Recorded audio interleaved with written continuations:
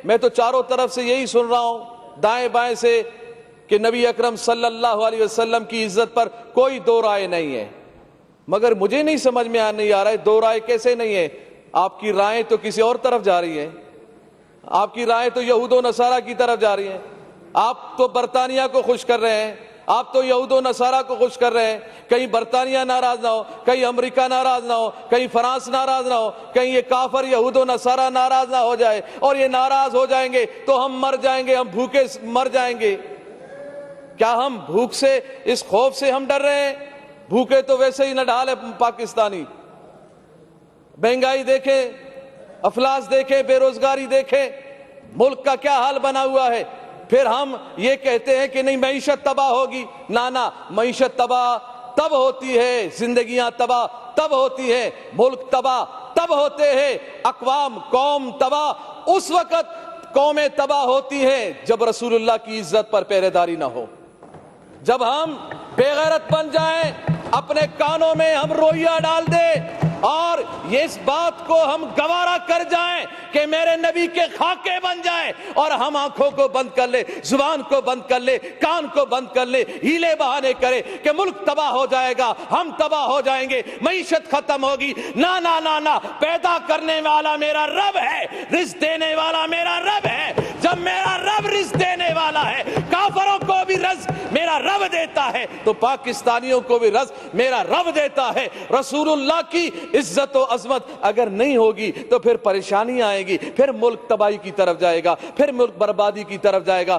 پھر معیشت خراب ہوگی، پھر لوگ پریشان ہوں گے۔ جب تک رسول اللہ کی عزت و عظمت پر ہم پہرے داری نہیں دیں گے، یہی حال ہوگا۔ اور یہی حال ہوا کہ ہمارا معاہدہ ہوا، جو کہتے ہیں ہم ریاست مدینہ کے دعوے دار ہیں، مگر ہمیں احتجاج کرنا پڑ رہا ہے رسول اللہ کی عزت کے لیے۔ آپ اگر ریاست مدینہ کے آپ دعوے دار ہیں تو پھر آپ کا کام تھا کہ ہم سے پوچھے بغیر، ہمارے احتجاج کیے بغیر، ہمارے اسمبلیوں میں بولے بغیر، ہمارے روڈوں پہ آئے بغیر، یہ کان سے پکڑ کر سفیر کو نکال دیتے اور کہہ دیتے کہ ہم اس خنزیر کو برداشت نہیں کرتے جس کے ملک نے ہمارے نبی کی گستاخی کی ہے۔ اور یہ بات کی جا رہی ہے جی ہم اگر سفیر کو نکال دیں تو پھر کیا اس بات کی گارنٹی ہے کہ پھر وہ گستاخی نہیں کریں گے، وہ گستاخی نہیں کریں گے؟ وزیر اعظم صاحب نے یہی بات کی ہے، وہ تو پھر گستاخی کریں گے۔ ارے یہ کون سی بات ہو گئی؟ جب تم نے اس بھارت کے پائلٹ کو نکالا تھا ادھر سے پاکستان سے، جب ان کے حوالے کیا تھا تو یہ بات کیوں نہیں کی کہ اب تو ہم حوالے کر رہے ہیں؟ اس بات کی گارنٹی کیا ہے کہ وہ پھر حملہ نہیں کرے گا؟ وہ تو پھر بھی حملہ کر رہا ہے، وہ تو بارڈروں پہ حملہ کر رہا ہے، وہ کشمیریوں پہ حملہ کر رہا ہے، مسلمانوں پہ حملہ کر رہا ہے۔ یہ فلسفہ اپنے پاس رکھو، یہ بزدلانہ فلسفہ ہے، یہ بزدلانہ فلسفے میں اپنے آپ کو مت چھپائیں، بلکہ رسول اللہ کی عزت کے لیے، غیرت کے لیے۔ وہ نور الحق صاحب نے یہ کہا کہ جی یہ تو علماء و مشائخ سے زیادہ عاشق رسول ہے عمران خان۔ میں نے کہا اتنا بڑا عاشق رسول منت میں کروں کہ گستاخ کو نکالو، منت سماجت ہم کریں، ہاں خون ہم بہائیں، زخمی ہمارے لوگ ہو، پریشان ہم لوگ ہو، ایف ای آر ہم پہ کاٹی جائے، مقدمات ہم پہ ہو، اور کہتا یہ ہے کہ میں عاشق رسول ہوں، میں عاشق رسول ہوں۔ آج اس اسمبلی کے ممبر ہمارے ایک شہزاد بھائی نے کہا میں تو غازی عبد القیوم صاحب کے خاندان سے ہوں، میں اس لڑی سے ہوں، ماشاءاللہ۔ میں نے کہا بہت اچھی بات ہے، آپ کی رگوں میں تو عاشق رسول کا خون دوڑ رہا ہے، تو ہونا تو یہ چاہیے تھا کہ جب ہم رسول اللہ کی عزت کے لیے روڈوں پہ ہم بیٹھے تھے، پرامن احتجاج کر رہے تھے، آپ کو چاہیے تھا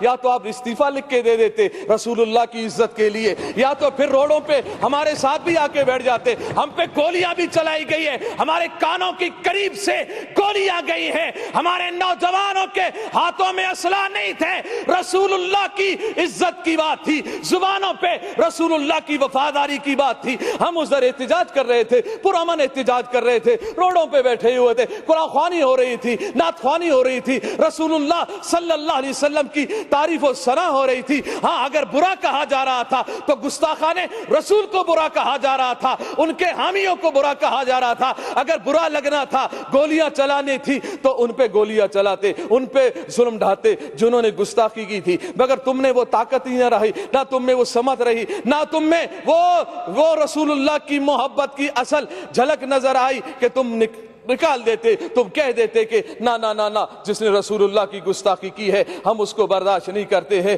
تو اس وقت میں پوری اسمبلی سے اس وقت میں اس مرحلے میں ہوں, میں نے لاشیں اٹھائی ہیں, ہم نے لاشیں اٹھائی ہیں رسول اللہ کی عزت کے لیے.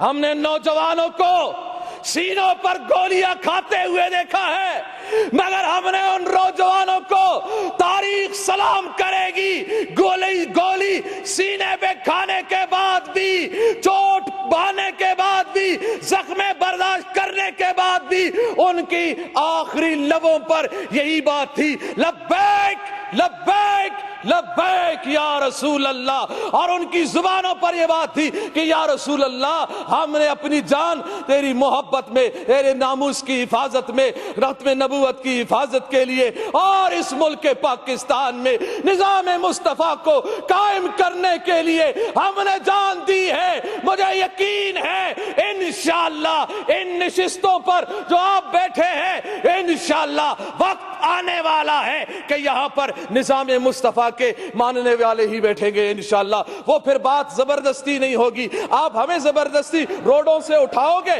آپ ہمیں زبردستی پیارے محبوب علیہ السلام کی عزت سے روکو گے, گولیاں چلا کے نا نا نا نا, اس بات کو دبا نہیں سکتے. زبردستی روڈوں سے اٹھایا جا سکتا ہے, ڈنڈے چلانے سے. اچھا مجھے یہ بتایا جائے, میڈم اسپیکر صاحبہ, مجھے یہ بتایا جائے کہ روڈوں پر جو احتجاج کرتے ہیں, پی ٹی آئی کے احتجاج کرنے والوں پہ کیوں گولیاں نہیں چلی؟